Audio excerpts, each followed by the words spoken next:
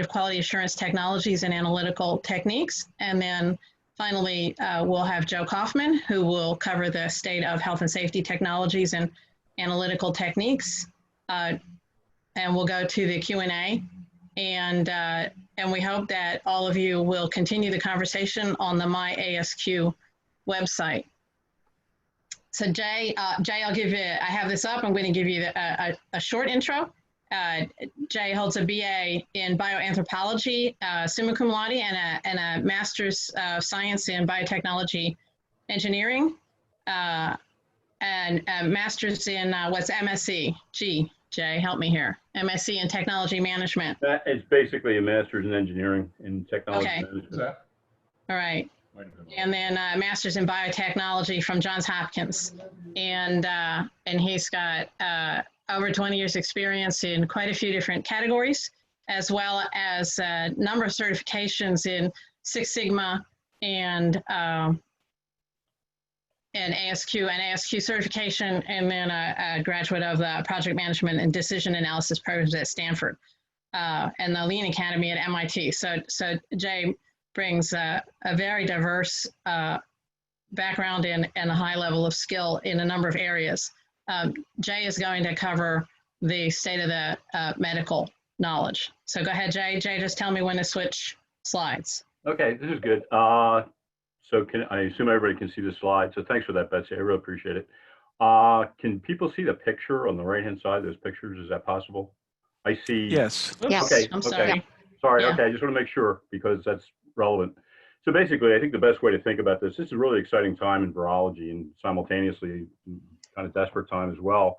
Best way to think about viruses is they're non-living microbes. They are not living organisms, but they are very sophisticated molecular entities. They're non-living microbes that basically, once they get inside your system, they hijack the molecular machinery of your cells to make Xerox copies of themselves. Coronavirus is a well-characterized class of virus or family. There's 4 groups: alpha, beta, gamma, delta. The coronavirus that we're currently experiencing right now is part of the beta group. Corona comes from the Latin word meaning crown. And it has that name because if you look at the pictures of the electron micrographs, you see those spikes all over the surface. And so it's a pretty well-established virus. The issue with this particular virus is, and it's challenging and frightening, is because we see a spectrum of responses to patients that become infected. And some people, as you might know from reading the literature, seeing the newspapers, some people are asymptomatic. They have absolutely no symptoms, yet unfortunately, they're shedding viruses, they're shedding active viruses, and unfortunately other people become critically ill, desperately ill. So the same virus causes kind of a broad spectrum of responses from people. The reason why this happens is viruses almost uniformly, when they're pathogenic, cause sickness because they disrupt, they destroy our normal cell functions, what our cells should be doing, and because our immune system mounts a really strong response to that infection. And so there's hundreds of different coronaviruses, but 3 are relatively new and can infect humans. And what's been happening with this family of viruses is they remain in a reservoir in the animal kingdom. In this case, it was bats. Okay, so they stay there and they really don't cause any problems for the bats, but then they migrate from the bats to some other animal. In this case, the thinking it was a pangolin, and pangolins are actually a food source in this wet market. And the thinking is they mutated, changed, developed further in the pangolins, and then made a jump from pangolins to humans.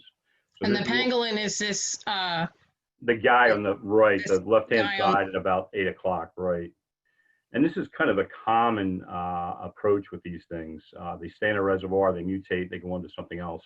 And it's been problematic. The issue, the big issue, and why this particular strain of coronavirus has been deadly is it actually binds to the ACE2 receptor on the cells in the back of your throat and on your nose. The ACE2 receptor is an angiotensin converting enzyme receptor. The thinking for many years was these proteins, these molecules only existed in certain cells in your body and certain tissues. And in the early 2000s, a number of investigators found out that no, that's not true. The ACE2 receptors are pretty much ubiquitous in the human system. So they have an unusual affinity. They have an unusual binding affinity for these receptors. And the way a lot of viruses work, everybody's familiar with this, the Trojan horse story. They bind, there are proteins on their capsule or on their envelope that specifically binds, like a lock and a key, to some protein on your cell, and then they get incorporated, they fuse and get incorporated within the cells. And so that's very problematic because this particular strain has shown an unusual, usually high affinity to be able to do that. It was first reported to WHO on December 31st in 2019 from an outbreak in Wuhan, China. We now know from serology that the actual true first case was in November, a 55-year-old man in Wuhan, when they went back and they did serological tests. So it actually goes a little bit back before that. It's a very efficient transmitter. And the reason why we came up with the 6-foot kind of separation argument was because the droplets and the aerosols that, and just ordinary speech, will actually propel these viral particles out. But if you kind of graph that or chart it, they kind of drop off substantially when you get out around 6 feet. So mask, the sense is that mask and distancing really do limit kind of the transmission of this thing. COVID-19 is a disease. These two words are used interchangeably, synonymously, they're not. COVID-19 is the disease, and the disease is validated or proven through serology, through a presence of immunoglobulins, antibodies in the system. SARS-CoV-2 is the specific virus that causes COVID-19. So it is an envelope single-strand RNA virus, and it causes respiratory, hepatic, and neurological problems. It's a bigger issue if you are older, if you're above a certain age, and if you have comorbidities, particularly if you're diabetic and have kidney disease, cardiac disease, COVID, any of the respiratory disease is really problematic. It's spread mostly by person-to-person respirations, direct contact with the active virus. And as I said, there's this whole phenomenon of people being asymptomatic for about 4 or 5 days. And 40 to 45% of the patients are asymptomatic.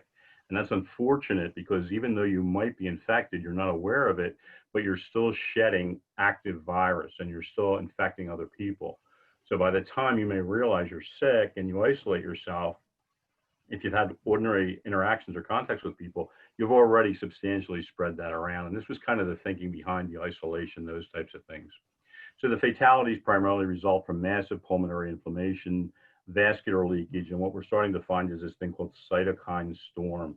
This goes back to what I talked about before with the immune system mounting a really vigorous response.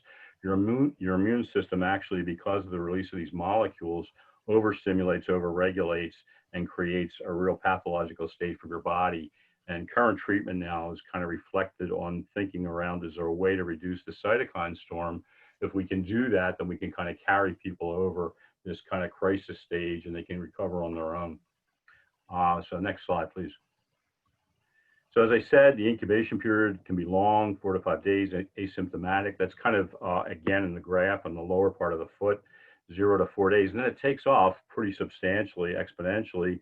But because it's asymptomatic and it's a relatively longer period than a lot of the other viruses that we've seen, it makes contact tracing so hard.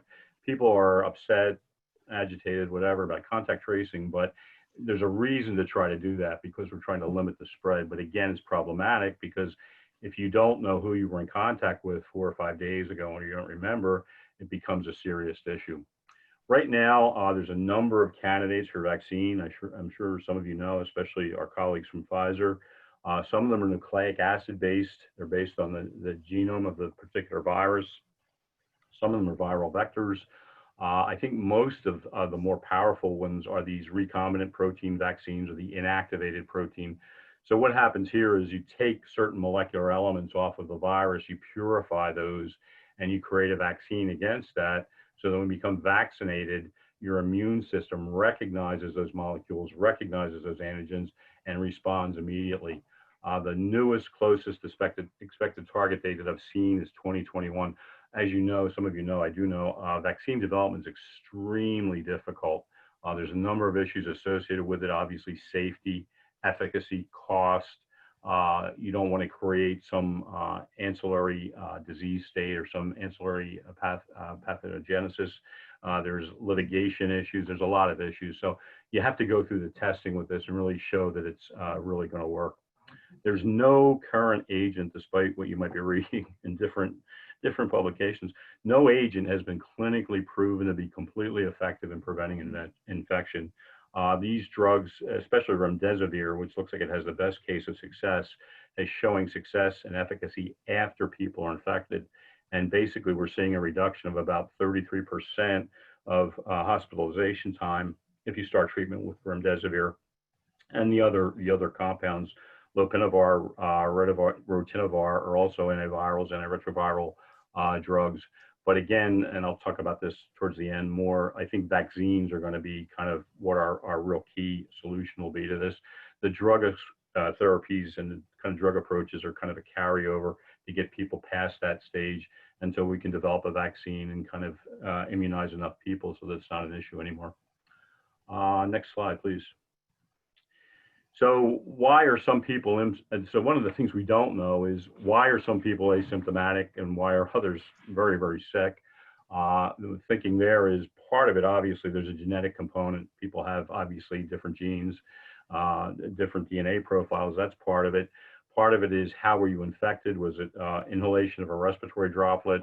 The aerosol might have been that. Was it a contact thing? Someone touched something, then you touched it and contracted it.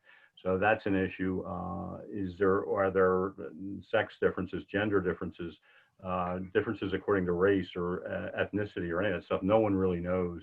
And so we're still kind of coming up the curve on that.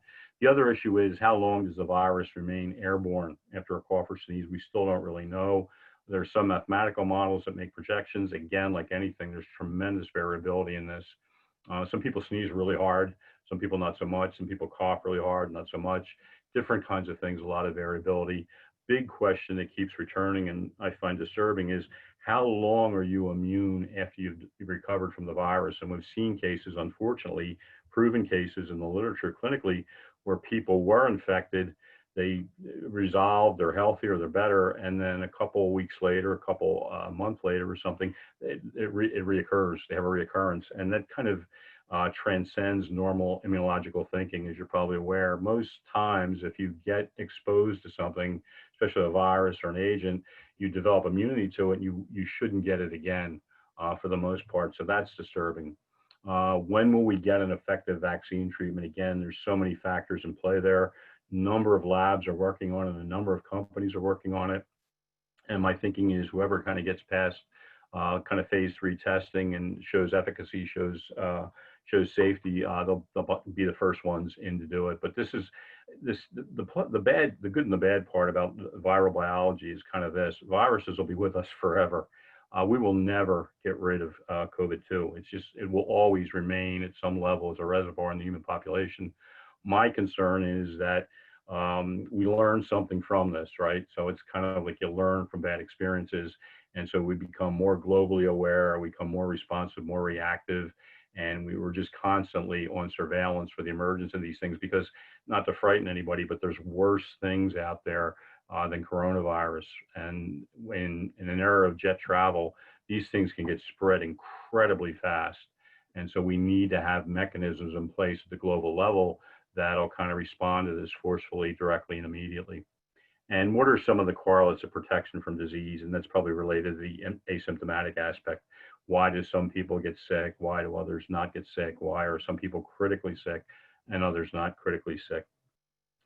I think that's all I wanted to say on that. Next slide, please. Thanks. So what do we need to know? So believe it or not, we still don't know this. We don't know exactly how it's spread. We can culture active virus off of steel surfaces for days, and that's unfortunate. That's why if you see these fast food restaurants, they're constantly wiping down. That's why it doesn't seem to last as long as copper. It's been known for many years, even back in the Middle Ages. Copper has antiviral properties. They didn't know that in the Middle Ages, but it does. So it doesn't last very long. It's not active very long on copper surfaces, but steel and plastic much longer. Is it spread by aerosols? Is it spread by droplets? Still remains to be seen. Another concern, and this is kind of related to the fact of people going back to work, can the air conditioning systems, can the HVAC systems spread the virus? Nobody knows. And I don't think you'd want to be a major corporation with a skyscraper or a building with hundreds of employees in a building and find out that, yeah, it can actually spread that way, and it's a really good way. A couple people talked about the fatality rate. We still don't really know. It turns out this is a problem for a number of reasons. And again, unfortunately, a lot of the people that succumb are older patients. And so because they're older, they have comorbidities. So was COV-2 the reason why? Was it the actual reason on the death certificate, or was it a contributing factor? And the additional aspect is the way hospitals report, countries report, states report, there's tremendous variability there. It's not really as standardized as you would expect. So we're really not sure with the data coming from different areas what the true fatality rate is. What's the true infection rate? Kind of the same types of variables and types of issues. The other thing, and this is critically important, in the rush to make kind of a therapeutic inroad and be really effective, a lot of clinics, a lot of hospitals, to their credit, wanted to obviously cure people, help people, but we still, in the early stages at least, weren't sure which drugs were really effective and which might be harmful. And in medicine, as you know, right, you always want to do no harm.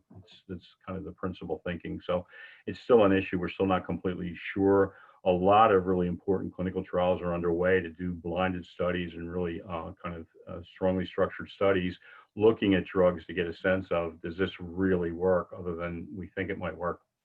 How long are people infectious? We still don't really know that. As I said, the fact that we're finding cases now where some people are reinfected, that's disturbing. And can they be reinfected? That's disturbing. And what are the long-term health effects of the infection? We still don't know. It turns out that unfortunately, there's a cardiac aspect that people just started to notice with it. It might just be related to the older patients, and it might be one of these general pathologies that you see just across the board. And again, ethnicities, gender differences, those types of things. Why does it impact some groups more than others, and more deadly more than others? Again, these are answers, unfortunately, we won't know until further down the road. And I think that's all I have.